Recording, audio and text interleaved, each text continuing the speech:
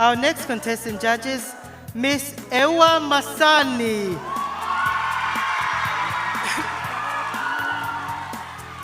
Her name is Sitita Hamilton Vainuku, 24 years old.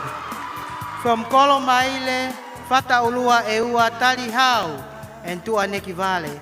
She graduated with honors at Liahona High School, where she continues to receive a certified LCT and Microsoft specialist work.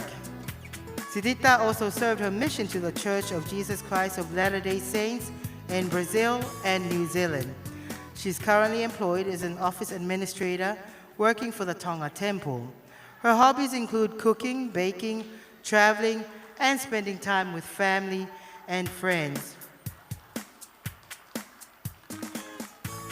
Tonight, she's wearing a very elegant, simple white dress, but with a very beautiful kiekie around her waist that matches the armband. And please also notice that wonderful headpiece. Please put your hands together again for Miss Eua Masani.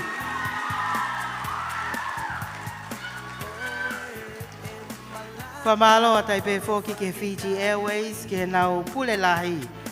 Tawhaki koe ni Australia, Asia pe mo Pasifiki John Nico. Koe pule ni kautaha o tokon maupe ki wiki Heilala. Folau mai ke kau whataha mo ki tau tolu. Maria Eua. Miss Eua Masani is contestant number 10. Sitita Hamilton Vainuku, 24 years old. We have two more ladies to welcome. Please put your hands together. For contestant number 11 judges, Miss Lady Maria, Tonga, Australia. Her name is Angafonu Angelina Uhatafe.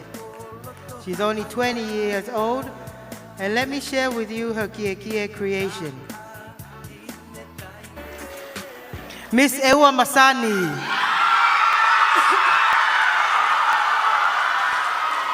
Tap ke hau toka o Tonga tap mo ho eiki moha atau fonua. Pea tapu mo ngahi tuunga kotoa o toton ke whakatapua. Ka tā mua ke o atu haki whamatala ki hok teunga.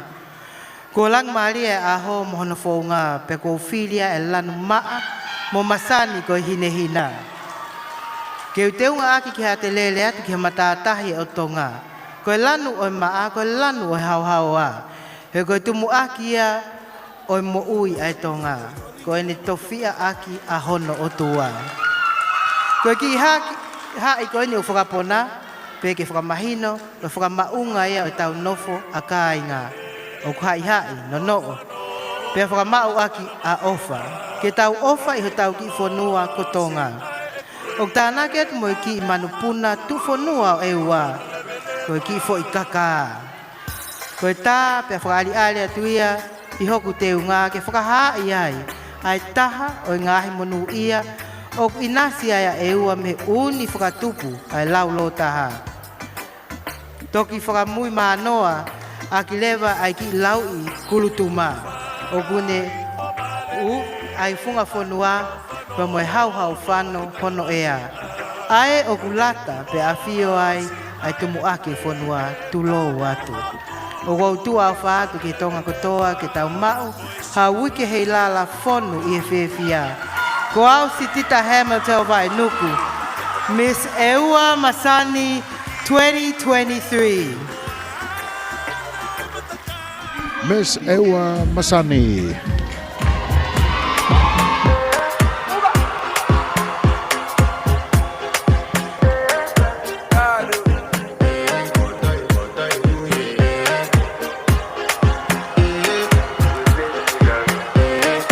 Flex my love, I want to impress, and I want to carry my love away to a place she loves. I'm a man, I want to impress, and I want to carry my love away to a place she loves.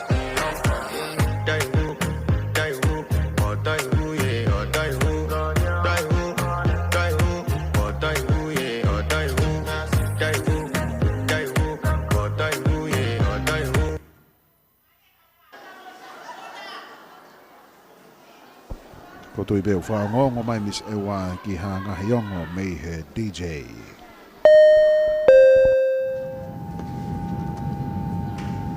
Malo lele hoi ki moi kainga, ko tau tu uta lele mai ke funga fonwa, pe moi malai waka puna ka whana. Pe o ka tai lele ki moto, e kainga e ua kotoa. O ko whi whakafofonga i atu, ai paila te, mo toi ngau e kau ngau e, ai whakamalo lahi ke te ki moto, i ho mo whi ngau e aki, ai kau taha ai funga fonwa, ki o mo ngahi whi wholau aki. Whakatawang e pene mo mau ha wholau lele, pe ke tau toi whi tau laki pe, i e ka hawa wena, mo me a.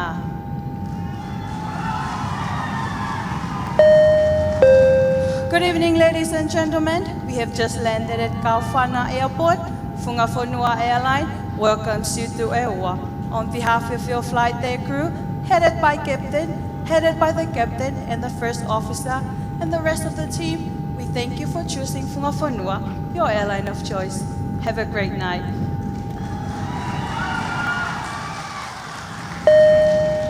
Boa noite, senhoras e senhores. Acabamos de pousar no aeroporto de Kaufana, acompanha a área Funga Fonua.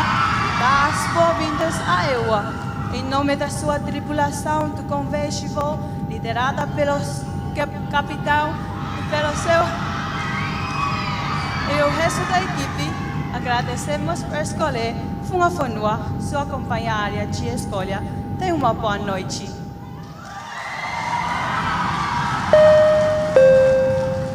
Kia koutoa te hawali ki mo te kāinga katoa, ka tōku i ka mauni mai ki te Funga Fonua. Te akua tantali e lei koutou e te kāinga katoa o Eua. Kua whia whawhawhonga i atu i a te pailate, mo te toinga o te kaungawe, i a te whakamālora i atu, kia koutou katoa, e koutou whiangawe aki te mo tō kautaha Funga Fonua, ki te koutou whepuna aki. Mo te whakatawange pē, ke te koutou mau he aho lelei, koutou me a.